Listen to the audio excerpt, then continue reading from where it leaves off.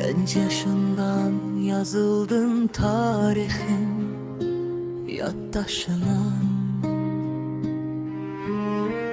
Bakmadın özge yurdun torpağına, taşına. Çevrildin milletinin dert bölen sirdaşına. Seni bu el yetirdi, atandır Azerbaycan. Sen beşer övladısan, anandır Azerbaycan. Elin gelbiyle vurur senin gelbin amalın.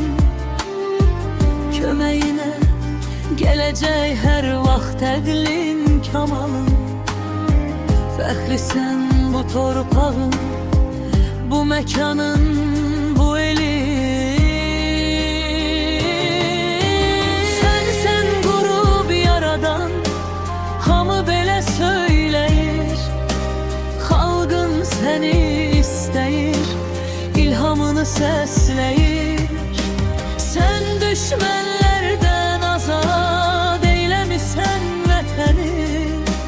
Sen qoru millətini, Tanrım qorusun səni. Sevirsən vətənini, sevirsən millətini. El sənə ümid edir, təkcə səni istəyir. Millət ayağa qalxıb ilhamını səsləyir.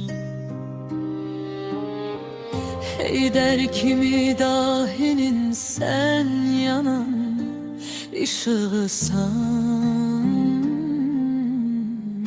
Mətinləşdin, bərkidin, elinə yaraşıqsan. Keçdin çox sınaqlardan, dünyanı mat eylədin. Səndə olan dözümə kimsə dözə bilmədi. Odur ki millət yenə ilhamını səslədi. Halal olsun torpağın çöreği suyu sənə. Bir sözünlə hazırdır, oğullar girsin cəngə. Sen baş əydin vətənə, çəkilmədin geriyə. Vətənin mərd olsan, vətən səni istəyir. Vətənim ilham deyir, ilhamını səsləyir. Səsləyir,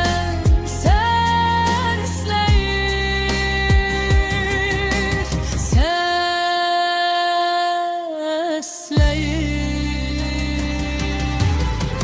Vətənim ilham deyir, ilhamını səsləyir.